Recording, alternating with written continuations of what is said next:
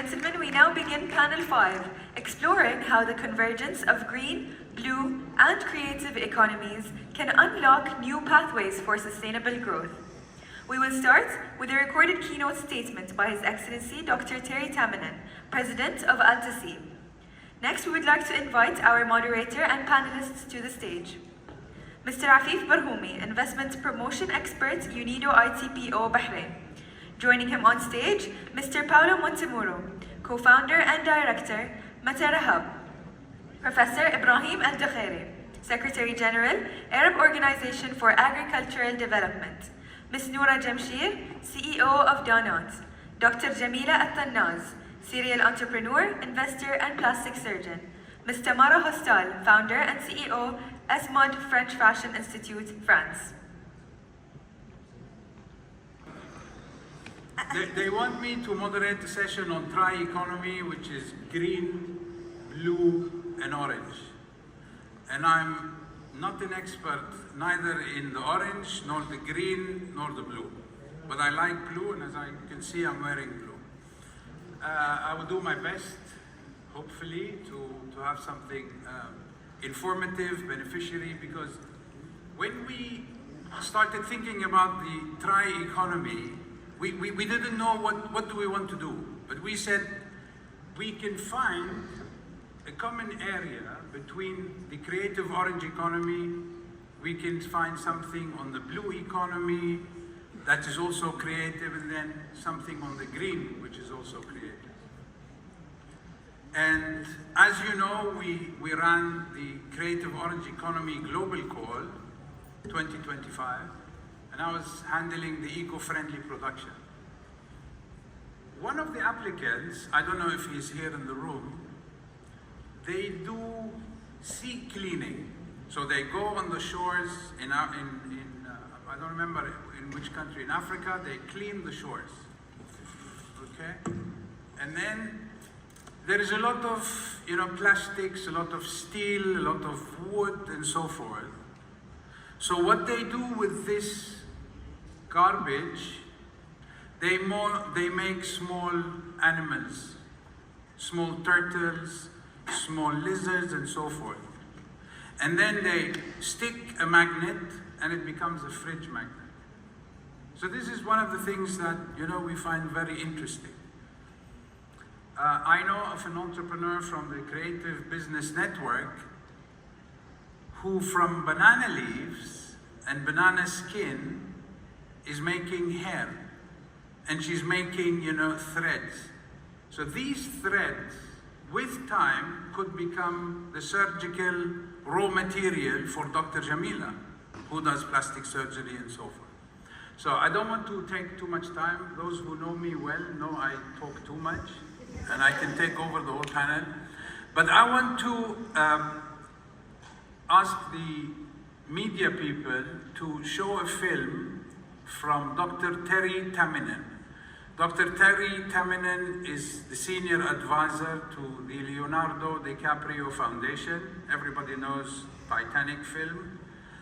He's also the senior advisor of Arnold Schwarzenegger on their issues related to environment, green, and so forth.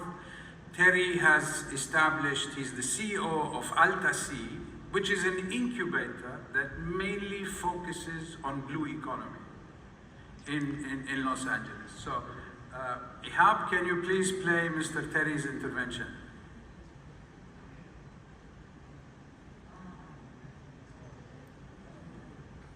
Hello to everyone at the 6th World Entrepreneurs Investment Forum, Achieving the SDGs through empowering entrepreneurship, innovation, and mobilizing capital for resilient communities. I'm Terry Tamminen, the President and CEO of Al-Tasib in the Port of Los Angeles. I've had the pleasure of working with many of you when I served as the Secretary of the Environmental Protection Agency for Governor Arnold Schwarzenegger here in California. And I want to especially thank my good friend and partner in creating opportunities for entrepreneurs and sustainable economic development all over the world, the Honorable Dr. Hashim Hussein of the Investment and Technology Promotion Office of UNIDO in Bahrain. Thanks for inviting me today. Well, he and I both know that there's no better place to look for opportunities for entrepreneurs, for innovation, and for mobilizing capital to create resilient communities than in the blue or ocean economy. That's because we live in an ocean planet. 70% of this planet is ocean, not land. But we've used it as a dumping ground for waste, and we've strip-mined almost all the fisheries into near extinction in just a few generations.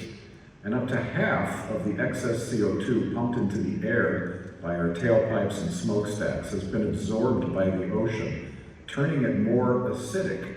Yeah, we are powerful enough and have been foolish enough to change the pH, the very chemistry of the ocean, of 2/3 of our planet. But here's the good news. We can address climate change and our other sustainability challenges on planet Earth by embracing the most promising economic and job-creating opportunities of the future, especially from the ocean, in the blue economy. Here at Alta Sea in the Port of Los Angeles, California, we're home to innovators in regenerative aquaculture, such as growing seaweeds of all kinds to extract ingredients for food, biofuels, pharmaceuticals, industrial materials, and more. We have a coalition of over 20 companies developing wave and tidal energy technologies that harvest clean electricity from the abundant waves and tides that predictably move to our shores every day. Our university researchers here are showing how we can remove carbon pollution from the ocean and even create green hydrogen in the process so that we can decarbonize port cargo handling equipment and trucks. We're also home to the most exciting tech companies in the fields of underwater robotics and construction, developing new ways to explore our ocean and to sustainably restore coral reefs and other critical infrastructure at the same time. What's more, these jobs and businesses that will sustainably use our oceans can't be performed by AI. So these are growth industries that are going to create lifetime careers and that can transform our world. Come join us on this blue journey. We're looking for partners all over the world to share knowledge and to empower entrepreneurs to bring these technologies to their nations, communities, and coastlines. Shakespeare said, nature's bequest gives nothing, but doth lend. And so, when nature calls thee to be gone, what acceptable legacy canst thou leave? Well, your participation in the 2026 World Entrepreneurs Investment Forum means that you are part of the innovations and discoveries that even William Shakespeare would be writing poems and plays about if he were here today, because your work will also last for generations to come. Thank you.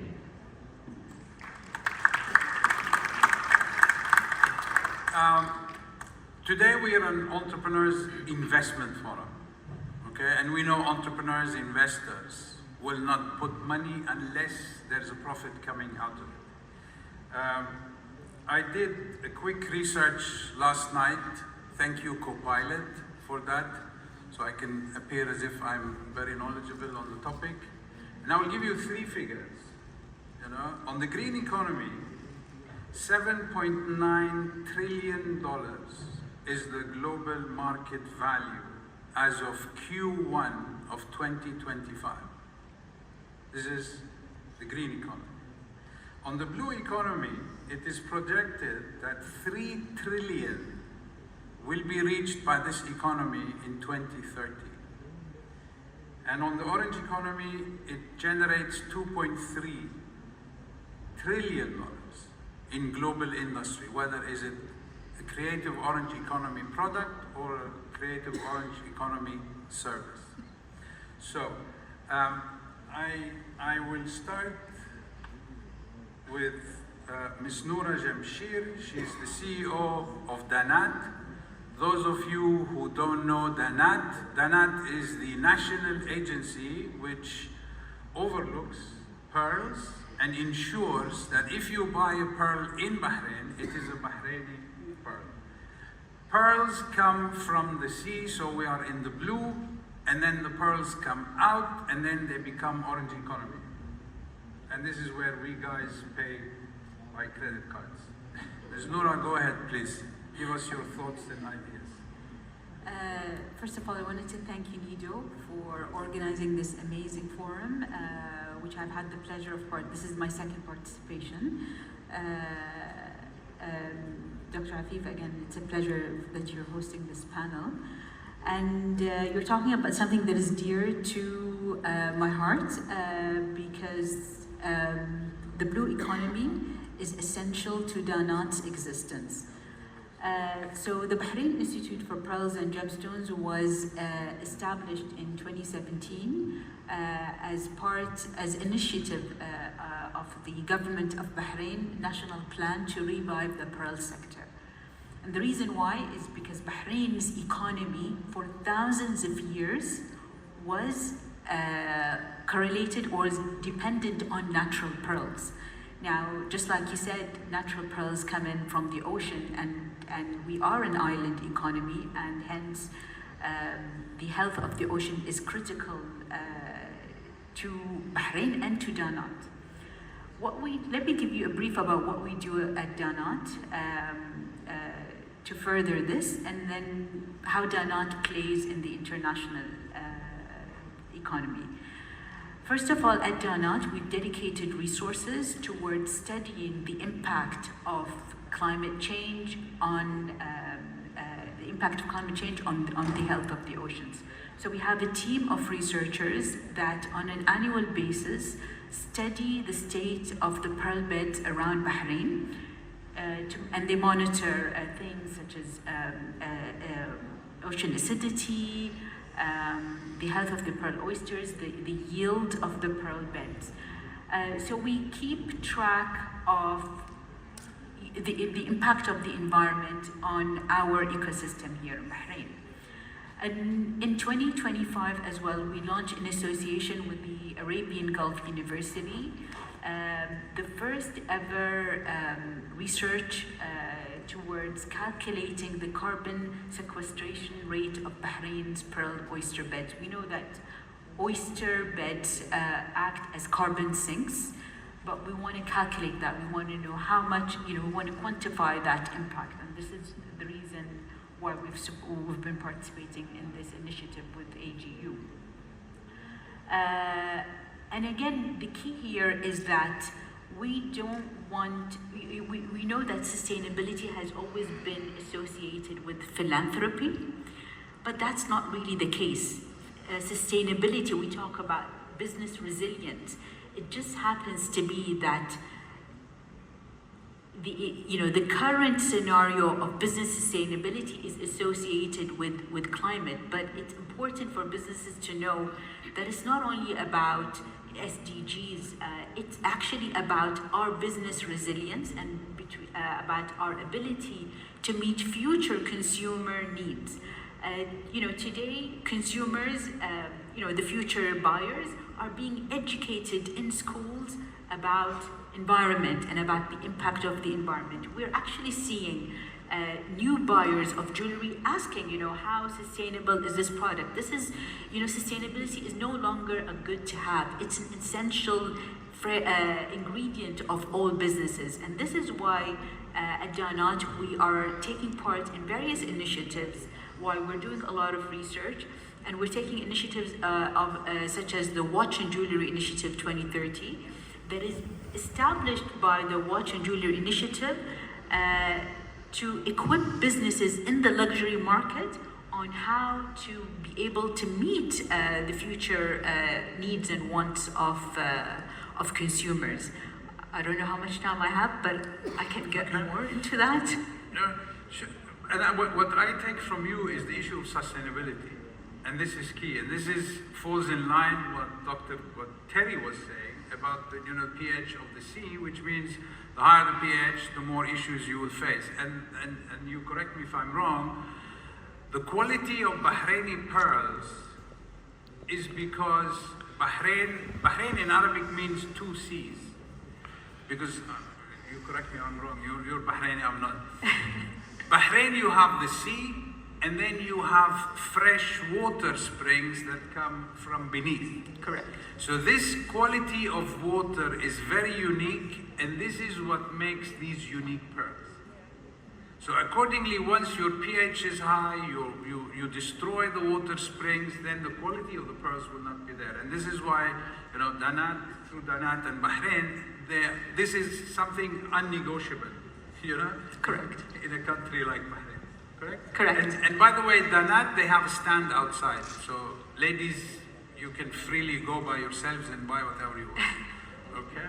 I want to move to Ms. Tamara Hostel. She's the founder and CEO of Esmod. Esmod is the French Fashion Academy. It's a very reputable organization in Paris and within the region.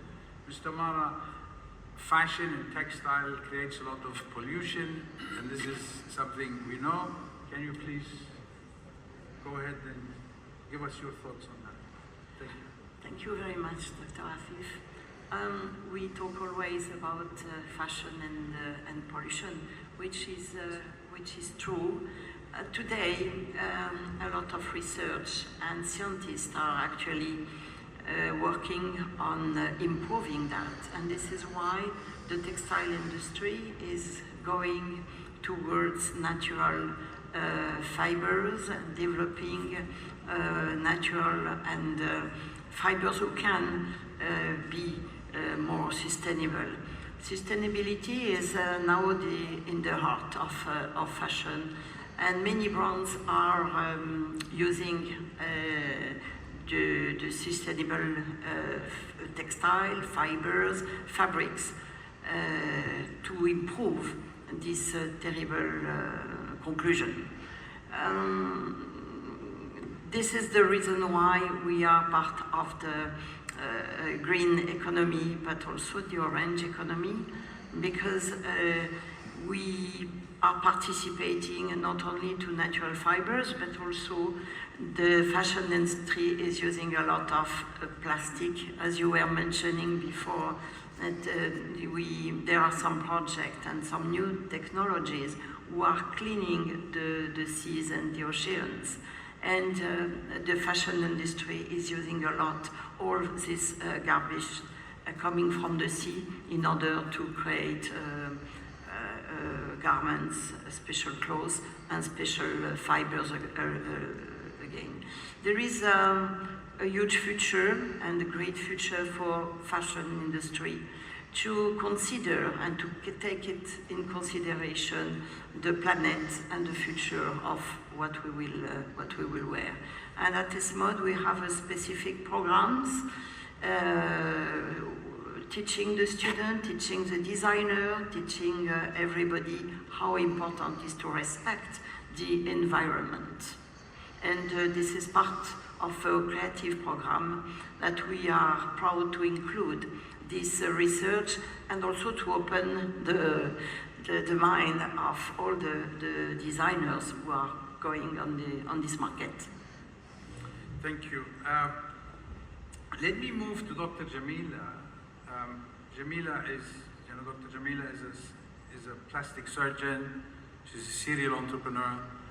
Dr. Jamila, you're into medicine, and now you became a serial entrepreneur investing in other entrepreneurs.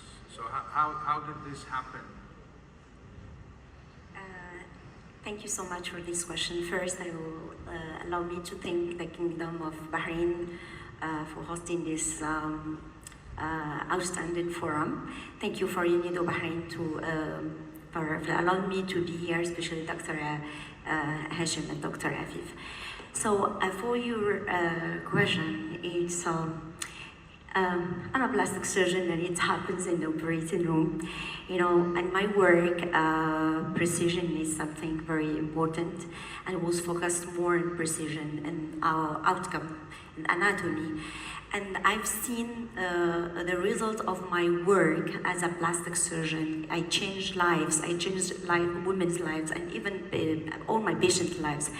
And just for me, it was not enough. It was not.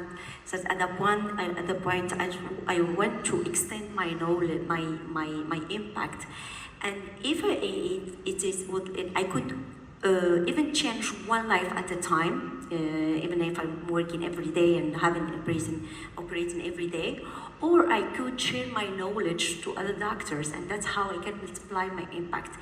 And that's when education became a part of my journey. I start submit some work in my congress. In the congresses, then I was chosen by the American Aesthetic Association as a senior faculty.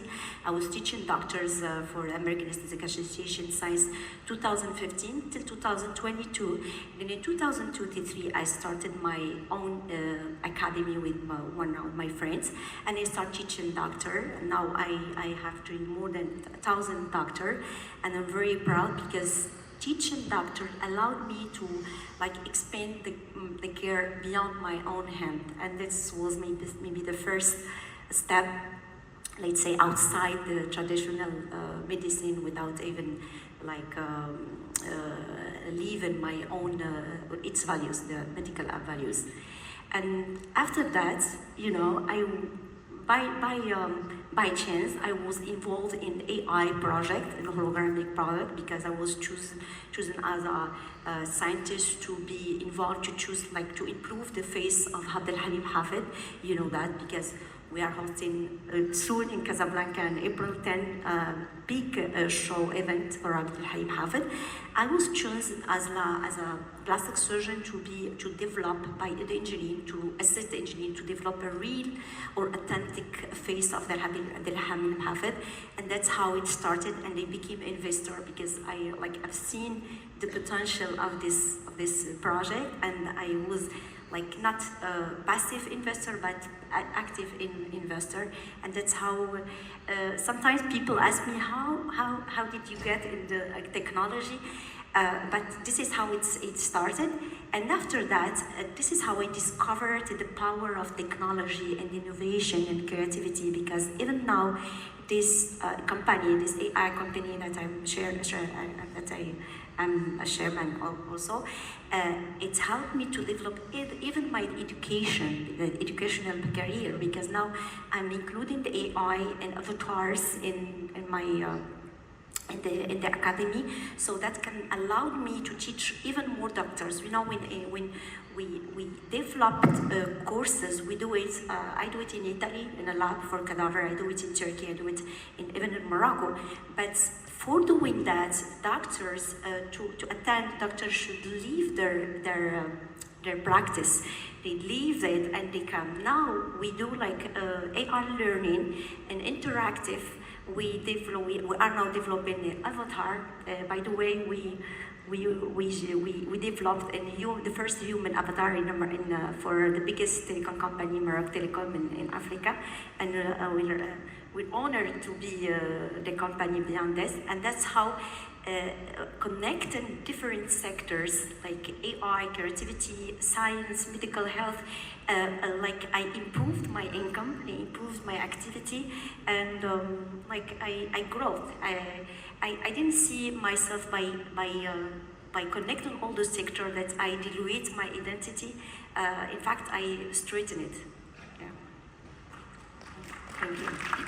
Yeah, thank you. I know Dr. Jamil is a multi-talented, and this is typical of any entrepreneur. Yeah. Sophia is from the Creative Business Network in Denmark. They are the leader in creative across all sectors. So Sophia is a newcomer to the Creative Business Network, but you're an old-timer, quote unquote, in the creativity industry. I know you have ideas on the creative platform, virtual platform, connecting south and north of the Mediterranean. Sophia, go ahead. Thank you, and thank you very much for the invitation to be here as well.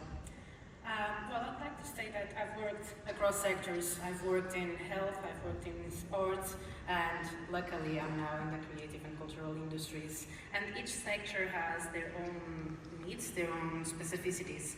But what I've been learning about the cultural and creative industries, about the orange industries, it's the need to connect, the need to network, the need to match different expertises between people. One of the things that we do, for instance, is we do a global competition for creatives. That this year, Mati, that Mr. Weif talked about first, creates hair out of banana peels, for instance. She, by participating in our Creative Business Network, she has really enlarged her connections, she has really enlarged her network, and her business boost since September. The same happened, for instance, with the Italy company, that just by attending us, they have made our event, they have managed to host large businesses after that. And I think that in the creative industries, in the orange economy, that's exactly what's needed. Because as you might have understood by now, the orange economy is everywhere, mostly, so it touches every field. It touches health, tech, all of that. And it also touches, obviously, the green and blue economy. One of the most important ways in which it's doing that is by igniting creativity into these industries. We support startups, for instance. We have a very interesting one that creates boats, teaches common people like us, to create boats by hand, combining hence the blue and the green economy.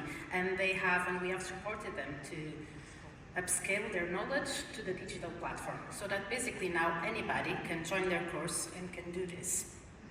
So the same thing can happen, I think, for the blues and the green economy, which is create this network, this community of people with shared knowledge and share their abilities with one another. We support several projects in sustainability, for instance, as well, and we support them in their internationalization. And many of the times, that's it. It's matching the investor, it's matching the knowledge with the person with the idea and with the skills. And that's what we're here for, and that's what Creative Business Network is doing. We are matching people, both online. We have an online community that has been working very, very well.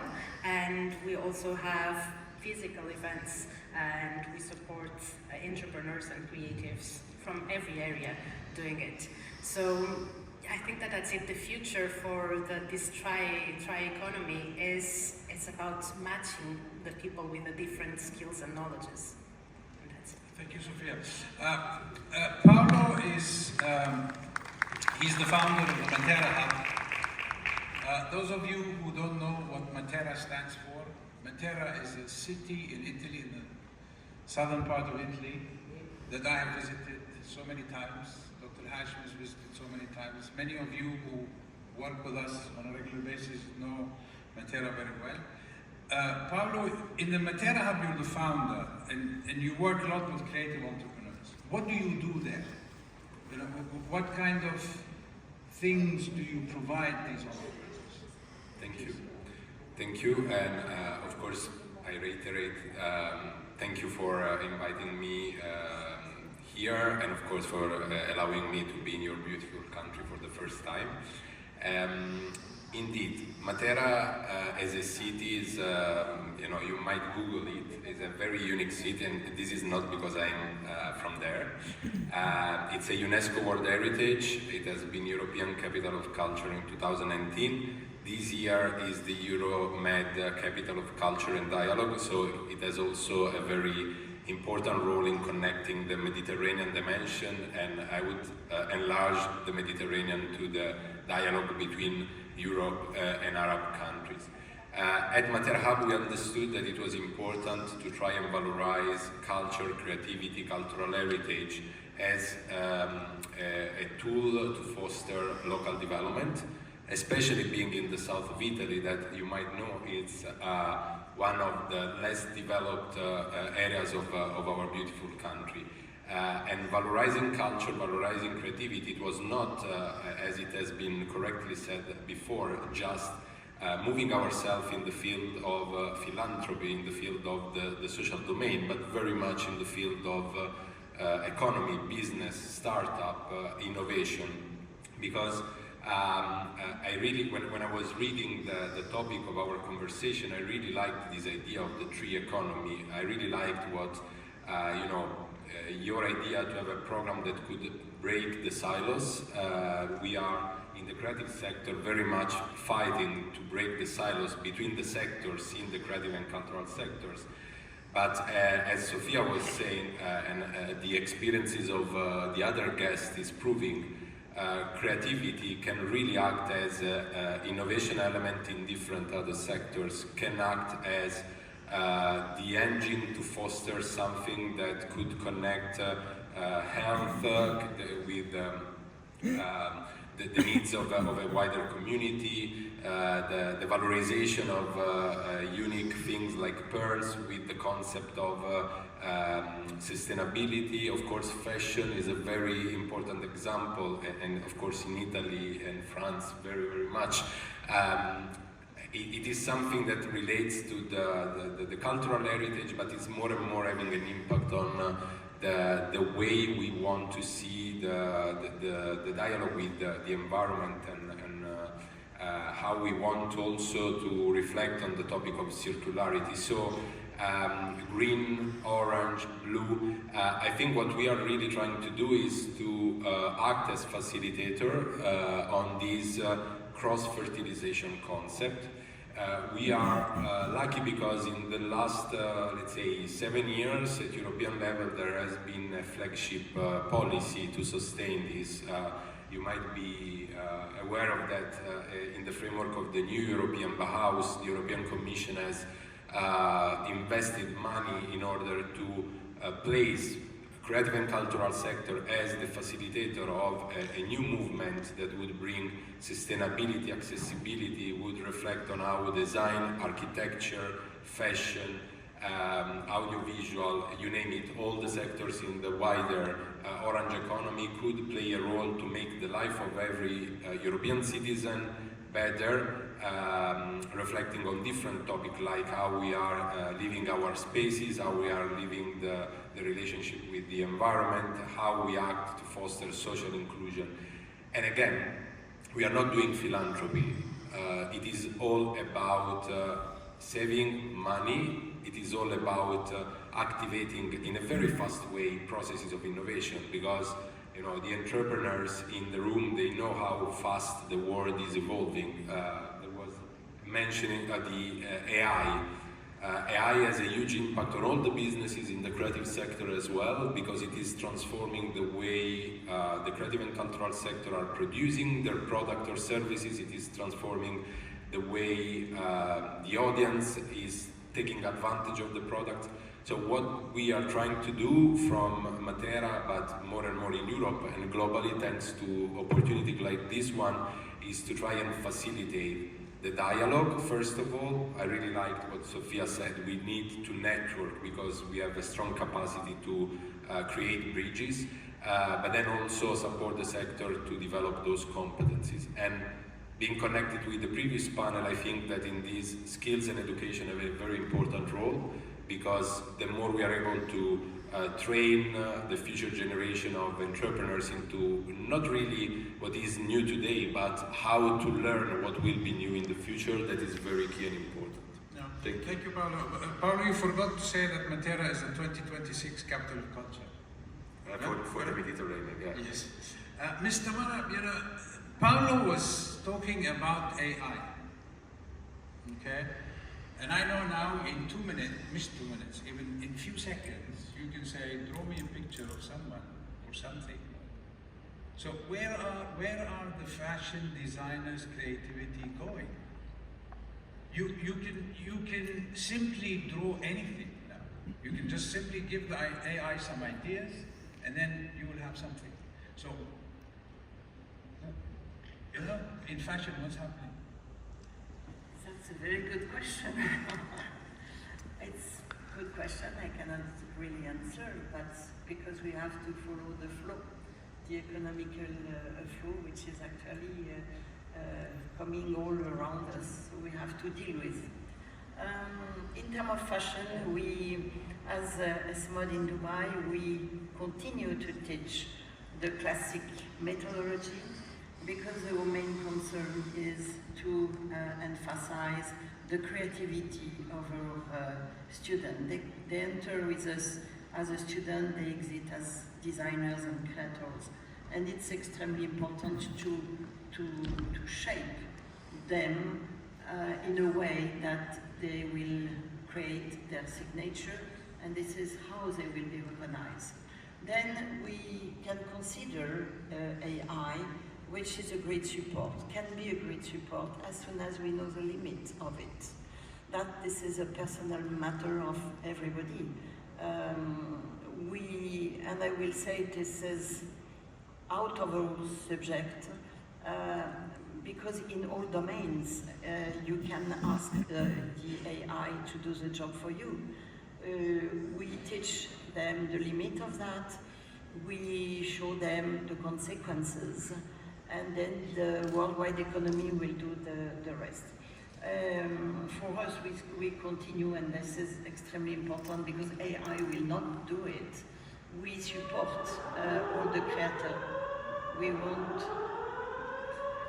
to support the creators as soon as they have finished their study, created their signature, and becoming designers.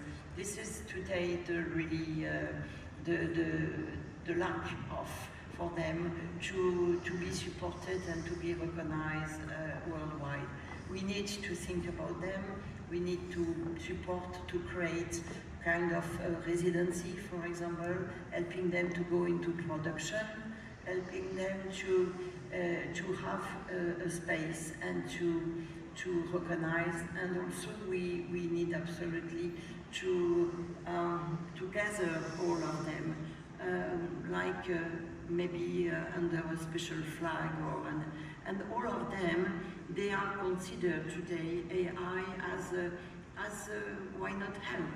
We teach them the 3D, where they know about all of this limit as well, and it's a great help because it saves the time, it saves the cost of the production, the prototypes, it saves a lot of cost, yes, and time. Now, regarding the AI, it can help them in the speed of getting information, getting statistics, getting information regarding that. But some of them, of course, will ask AI to design for them, because as everybody knows today, we can replace a face, we can double personality, we can create collection. Why not? But what can we do? I am not the one who can answer to it, unfortunately. But we are supporting the real talent, and we have to fight for that. We have to recognize, to accept the real talent, and the personality of everybody, and the signature, which AI will not.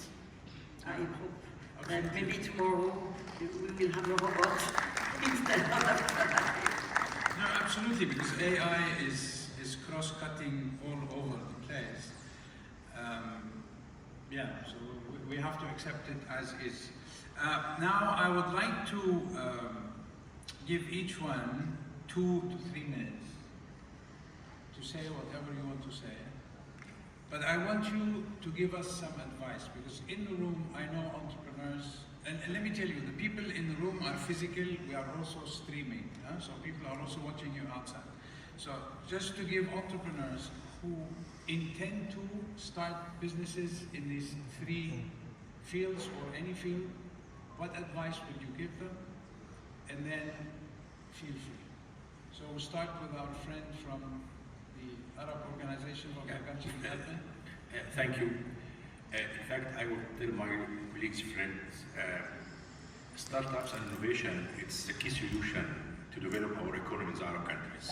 It's not an option anymore now. It's one of the musts really you have to follow, and we have to give away really. I mean, I admire the way Bahrain is doing really in this aspect, and I love really to see as many as startups in Arab countries coming up in the next few years, and to see also some original VCs for Arab countries, because we always, I think, rely on some outsiders, VCs, to come and invest in our startups. And I'd like also, second advice to the VCs itself, try to widen your scope in terms of investment. It's not time anymore for a mobile application or ICT or logistics. It's the time now to really go forward with green, blue, orange economy, as well as some other technologies that really world is more moving forward really. I have one comment because I like the question, last one really, so I may interfere about the AI and creative industry, because just a couple of days I went through this discussion with some of the cartoon animation industry in Egypt. And because we have really approached by some engineers, IT engineers, he said, I can make a movie, cartoon movie, from A to Z by AI. Okay, I don't need any human interaction really with this. From AI, I can write, I can direct, I can do anything really. And from the other side, real people from the industry. And the discussion really was really, because people say, but this industry really will vanish if we didn't develop. And the other from the AI sector said, I can make it cost effective in no time. But merging between both of them really, this was the ideal situation, because you have this feeling if you are a screenwriter by yourself, but you can utilize AI. But replacing one to the other, I think this will be, I would say, a dangerous situation we may feel. But merging both together, and this was a workshop really close with this kind of conclusion. If we can collaborate, we can do something better, cheaper and time effective and cost effective as well. So I like very much the question. So I love really to answer one of the questions. Maybe it's not directed to me, but thank you for this. Thank you so much. You're welcome to answer any question. It's an open discussion. Thank you. Jamila. Thank you. So for me, my advice is the future belongs to the economies that could combine all these sectors, like not choosing one but orchestrating them.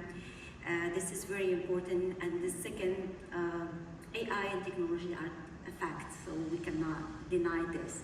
So, but this technology, this innovation should be human-centered, should be ethical, and should be sustainable, and should be just considered that a tool that accelerates and amplifies the outcome of our businesses. Sophia? Yeah, I think it will shock everybody that my advice is to connect with other people and network. But as an entrepreneur especially, be aware and make intentional connections and try everything. It's extremely easy. Connections and communities are there for you. And I know, I myself, as head of community and communication, am sometimes shy to reach out, but the worst thing that has ever happened was to be ignored, and the best thing that has ever happened is landed my dream job, for instance, and joined a great team. So don't be afraid to make connections, both to investors and to partners. One of the things that I keep hearing from entrepreneurs is how difficult it is to build a team, for instance, with the right skills that they need. And sometimes it's just because we're afraid to reach out to the experts. We think that they're out of our league, for instance. But most of the times, a lot of the times, people and experts are eager. Here an example, are eager to participate and to support your creative ideas. So go out there and share your message, share your ideas, and that's it. Paulo? Yeah, my suggestion is, of course, that we are living in a world that is very global and very connected, but especially for the people in the creative economy, in the orange economy, I think it will be very important to try and understand and start your business for what is really relevant and the value that you have locally.